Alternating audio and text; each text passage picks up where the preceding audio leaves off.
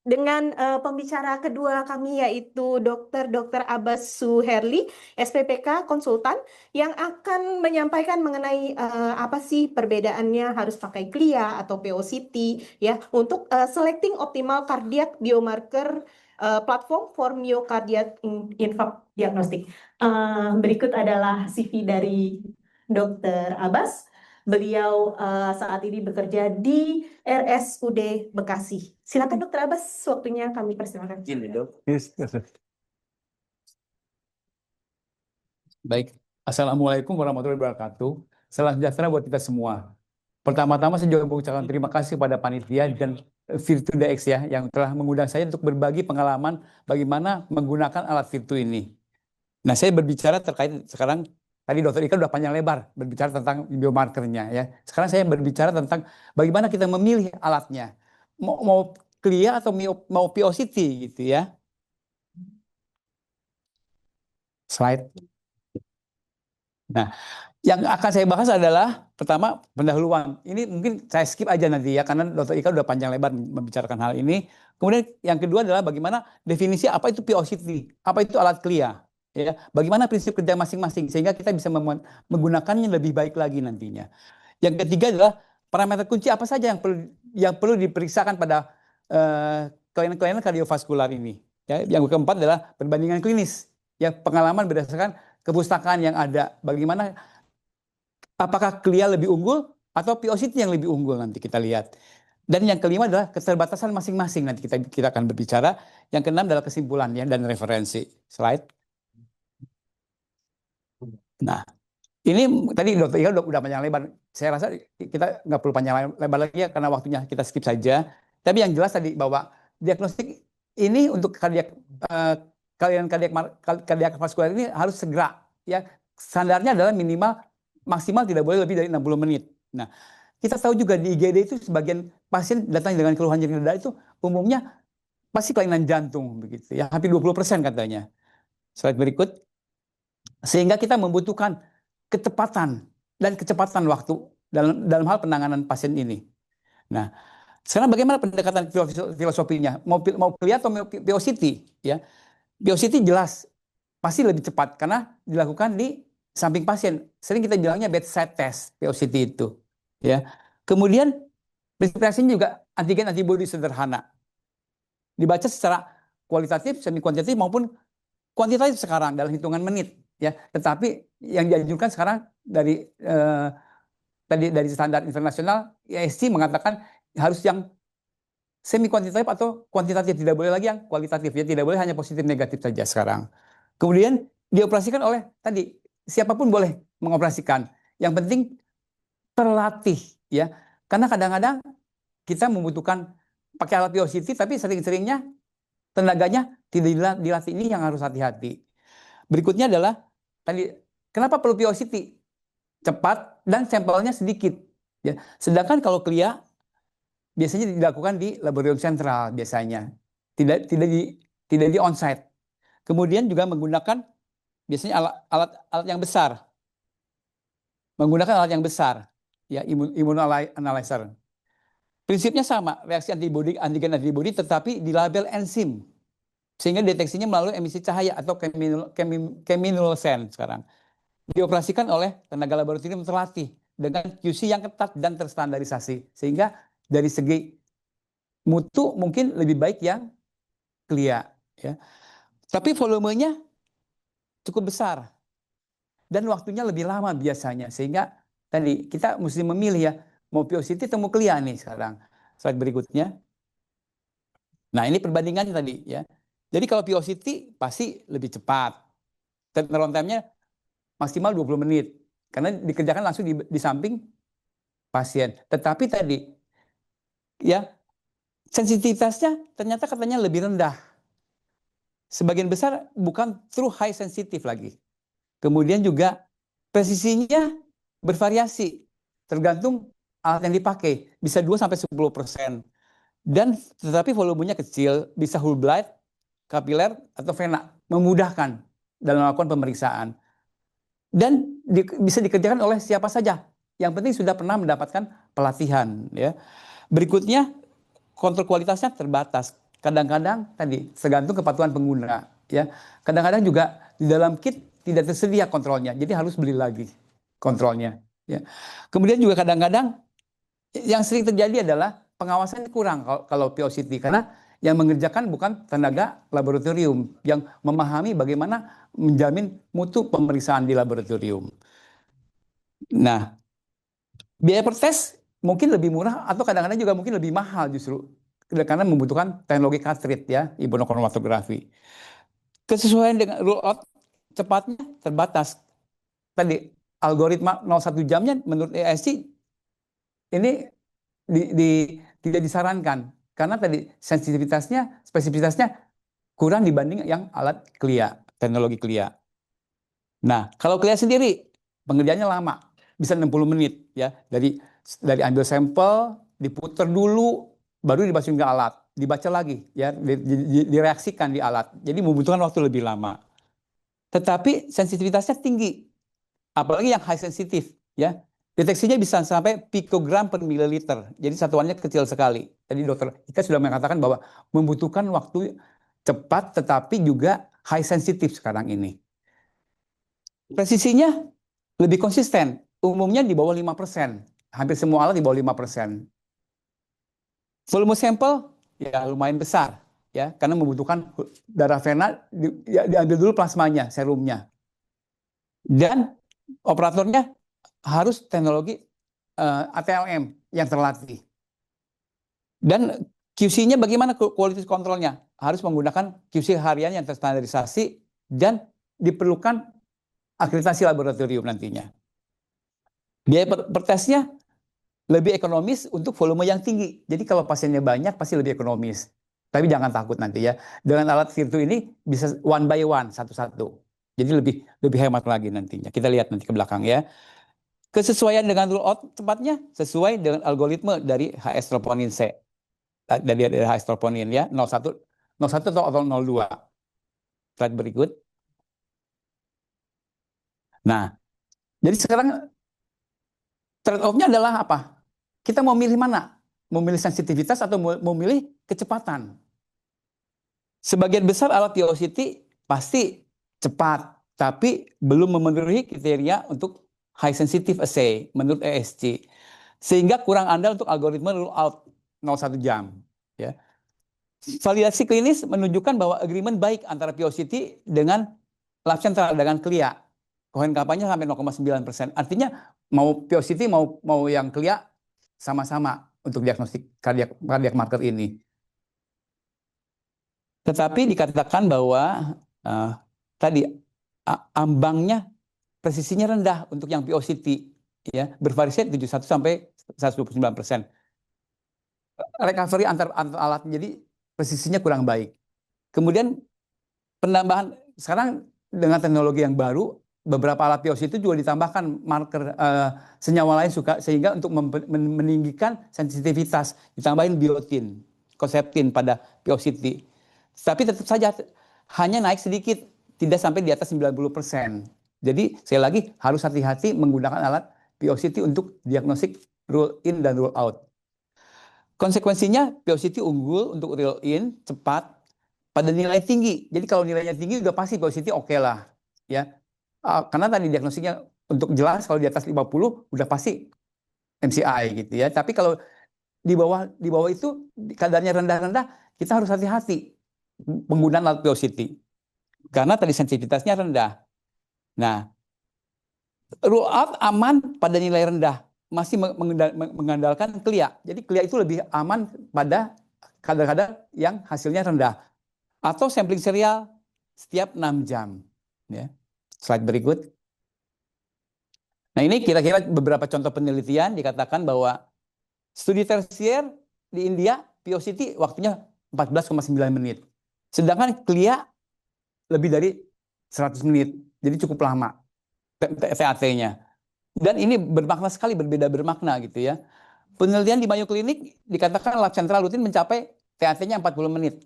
Mayo Clinic mungkin lebih besar lagi labnya, lebih canggih lagi labnya di sana. Jadi metodenya lebih baik, kliennya bisa sampai 40 menit.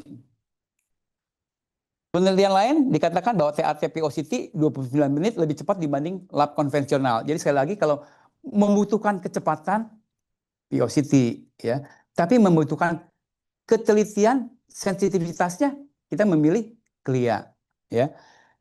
JACC mengatakan POCT 15-20 menit dibanding alat CLIA ya. Alat CLIA kebanyakan 60 menit. Namun rule out tetap butuh sampling ulang. Jadi tadi mau POCT cepat boleh, tapi untuk rule outnya tetap sampling ulang. Apalagi kalau kadarnya tadi rendah atau kadarnya menengah, sehingga POCT-nya harus hati-hati. Slide berikut.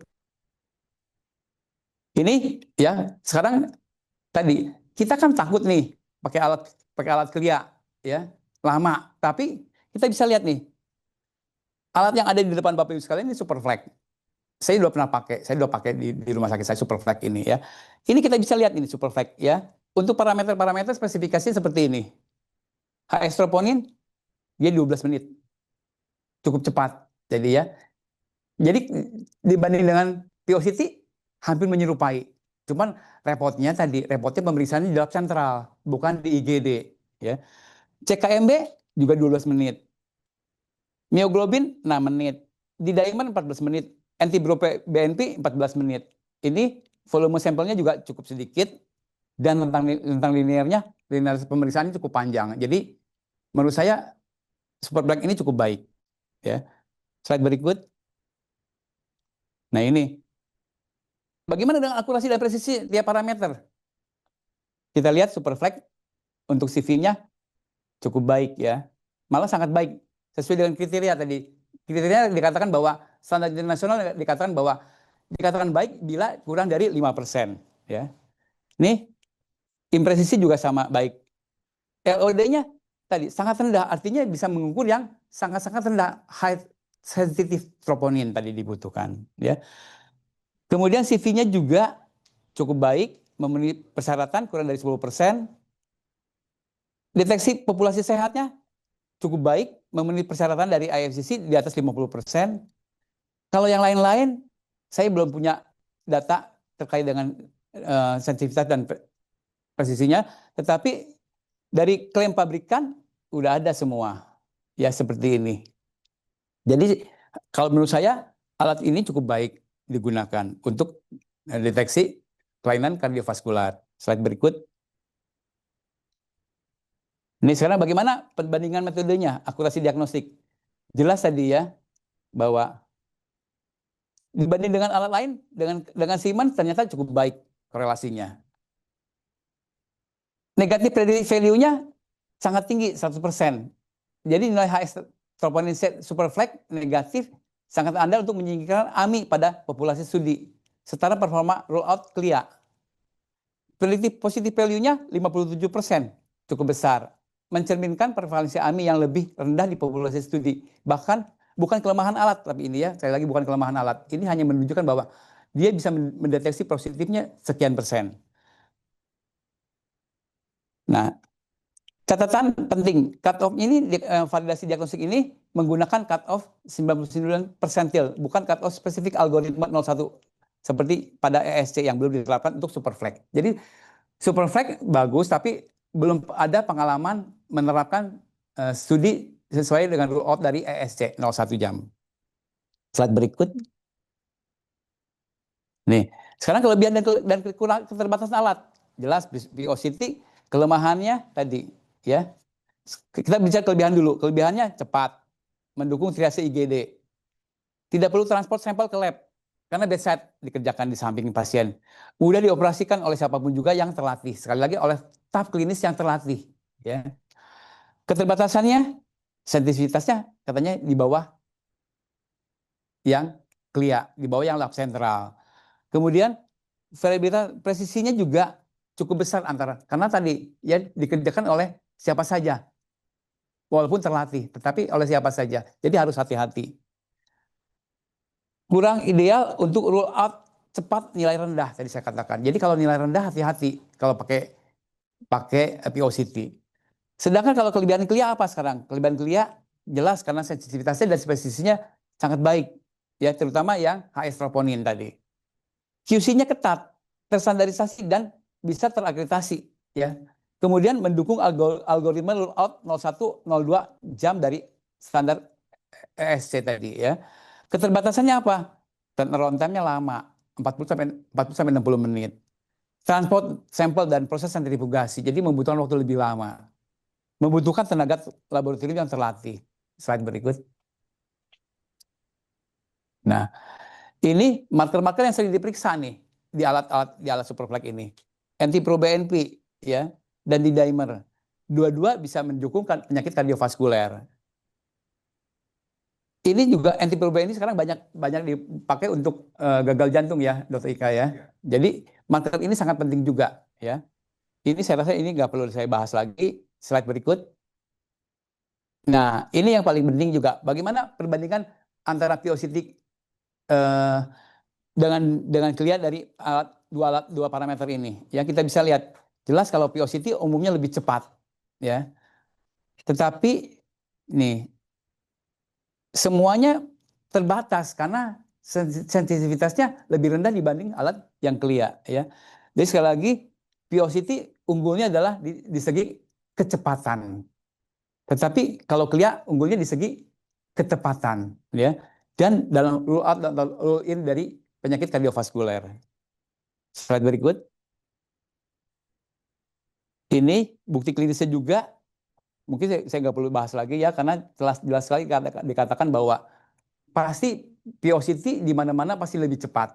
Ya, semua kepustakaan mengatakan POCT pasti lebih cepat dibanding yang Clia. Tetapi sekali lagi sensitivitasnya dibanding yang Clia pasti lebih rendah yang POCT. Slide berikut. Nah, sekarang bagaimana sekarang strategi penggunaannya? Ya, kalau triase awal di IGD mungkin POCT pada kasus nyeri dada ya, POCT lebih baik direkomendasikan. Kenapa? Karena cepat. Ya, alasannya kenapa cepat? Karena kecepatan untuk identifikasi rule in lebih cepat pada nilai tinggi. Tetapi sekali lagi hati-hati pada nilai tinggi. Kalau nilai rendah harus hati-hati. Rule out cepat, algoritma 01 jam tadi dari ESC kita pakai Clia. Rule in pakai POCT, rule out pakai Clia. Ya. Kenapa rule out pakai Clia? Karena sensitivitasnya tinggi. Bagaimana dengan kalau daerah terpencil? Pasti kita pilihnya yang POCT. Ya. Kalau belum ada Superflex. Tapi kalau ada Superflex mungkin akan pilih Superflex. Ya. Rumah sakit rujukan udah pasti harus pilih Clia. Jangan lagi POCT utamanya. Justru pilihan utamanya adalah Clia, POCT-nya pendukung. Pemantauan serial pasca PCI pakainya Clia, ya, karena tadi konsistensi dan presisinya lebih baik dibanding POCT. Slide berikut. Nah, ini tabel komparatif bagaimana kita mau rule in atau rule out. Ya. Tadi ini kalau onset Dr. Ika sudah menyampaikan, ya. Cuma saya ingin menyampaikan, jadi kalau sekali lagi HS troponin rule out karena kadar rendah juga dia baik, ya. Rule in meningkat sedang atau berat udah pasti, dan harus jelas ada perbedaan atau ada perubahan kenaikan kadar dalam waktu 1 jam. Dan sekarang dipakai sebagai gold standar lini pertama untuk kandidat troponin ini. CKMB tadi ya, Dr. Ika sudah menyampaikan cepat timbul, cepat juga hilang. Jadi sekarang suplementer aja, hanya pada kasus reinfak. Jadi tidak lagi dipakai sebagai diagnostik awal sekarang. Mioglobin udah jarang dipakai tadi ya, mioglobin juga. NT-proBNP ini untuk gagal jantung bukan infak, sekali lagi ya. Ini untuk gagal jantung bukan infak. Slide berikut. Nah, jadi kesimpulannya apa sekarang? Bukan soal mana yang terbaik, tapi mana yang tepat. Ya, bukan soal mana yang cepat, tetapi soal mana yang tepat. POCT memberikan kecepatan luar biasa untuk triase awal. Namun keterbatasan sensitivitas membatasi perannya pada rule out definitif. Clia tetap menjadi standar baku emas untuk akurasi, presisi, dan kepatuhan terhadap algoritma diagnostik berbasis HS troponin C. Model hybrid POCT untuk screening cepat, CLIA untuk konfirmasi memberikan keseimbangan terbaik antara kecepatan dan keamanan klinis. Jadi kalau bisa lab sentral atau lab rumah sakit rujukan punya dua, ya, CLIA dan POCT yang bersifat komplementer POCT-nya, tetapi utamanya tetap menggunakan metode CLIA. Keputusan akhir harus mempertimbangkan sumber daya fasilitas, profil pasien, dan ketersediaan algoritma rule out yang tervalidasi. Superflex Virtu DAX dapat menjadi alternatif yang baik untuk menjembatani kebutuhan waktu yang cepat dengan durasi akurasi yang tinggi. Itu mungkin yang saya bisa sampaikan. Terima kasih.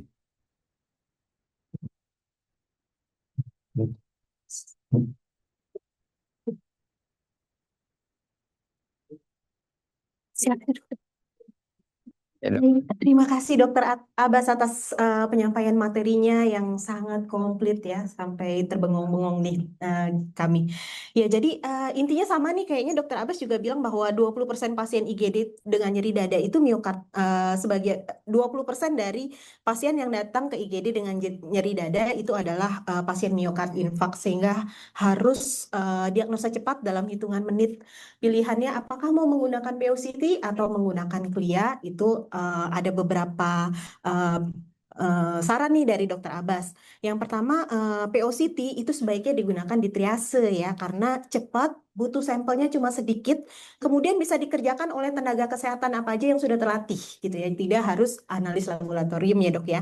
Tapi punya kelemahan yaitu CV-nya lebih dari 10%, akurasinya kurang, sensitivitasnya juga kurang, sehingga untuk yang kadar-kadar analitnya rendah itu kurang baik. Jadi memang POCT ini lebih banyak digunakan untuk roll in ya Dok ya. Nah, sementara untuk CLIA sensitivitasnya tinggi tapi butuh sampel lebih banyak, dan alatnya tuh biasa di central lab. Jadi darah harus dikirim dulu ke central lab sehingga butuh waktu lebih lama ya. Nah, untuk mutunya lebih terjamin karena dia high sensitivity. Nah, biasanya untuk CLIA ini digunakan di rumah sakit rujukan untuk rule out pasien. Nah, sementara dari Virtu Diagnostik sendiri kami menawarkan satu pilihan yaitu Superflex, di mana TAT-nya cepat yaitu 5 menit dan bisa ditaruh di triase karena memang bentuknya cartridge base sehingga mudah digunakan oleh tenaga kesehatan dengan CV yang lebih rendah yaitu kurang dari 5% dan LOD yang rendah sehingga bisa mendeteksi kadar analit yang rendah. Korelasinya dengan Advia cukup baik 0,99% dengan NPV lebih dari dengan NPV sampai 100%. Baik, demikian presentasi dari dua pakar kami. Kemudian akan ada sedikit presentasi